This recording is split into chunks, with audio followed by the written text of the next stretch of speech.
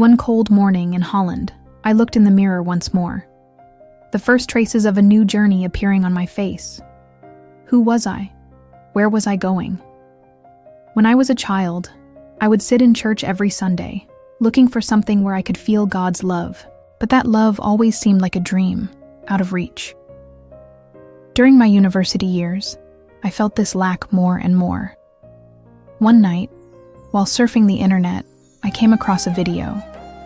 In the video, a Palestinian woman had lost her family in the middle of the war, but she was still standing stoically.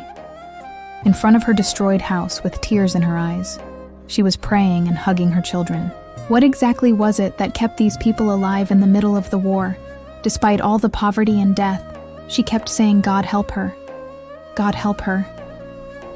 It was unbelievable that this woman was so devoted to God, whom she could not see in such a situation of distress. I am a Christian.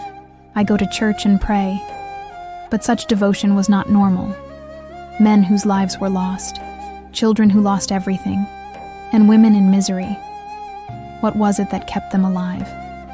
At that moment, I felt a shock that I had never felt in my life. I couldn't help thinking, what is keeping this woman going? As I saw her hardships, I started to question my own life, how small my worries were compared to what she was going through. A comment below the video caught my attention. Allah is with the patient. This word echoed in my heart. The realization that patience, hope, and faith can give a person so much strength aroused a deep curiosity in me. That day, my story of meeting Islam began. I wanted to learn more about this religion, so I ordered books from the internet and started reading them. One of them, the 40 Tips, changed my life completely.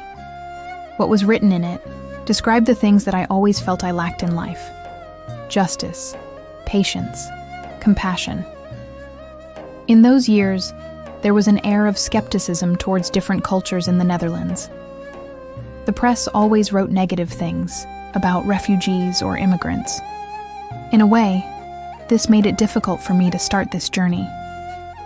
My family, friends, even some of my professors were surprised by my curiosity.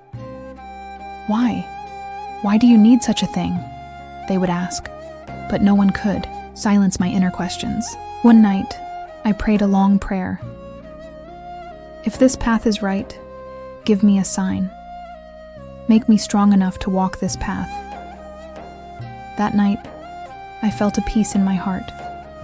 The next morning, I converted to Islam. My parents reacted differently when they found out I had become a Muslim.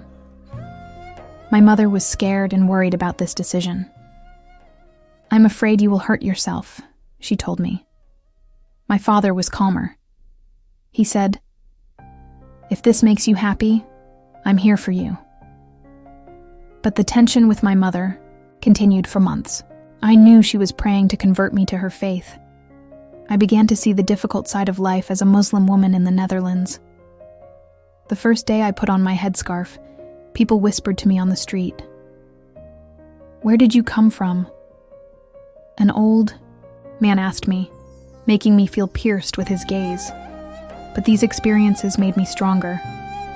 When I felt alone, the support I received from Islam gave me the strength to endure. I wanted my children to live their Islamic culture with pride. It was very important for them to put down roots in another country, to be able to live this faith in the right way. I realized that it was difficult to live in the Netherlands while preserving your culture. Neighborly relations were weakening. People were distancing themselves from each other. But I decided to be a bridge for my children on this path. Today, despite all the difficulties, I am happy. Every morning, I look at my children and remember how important my decision was for their future. The path I once set out on to find answers has now offered me not only peace, but a full life guided by culture and Islam.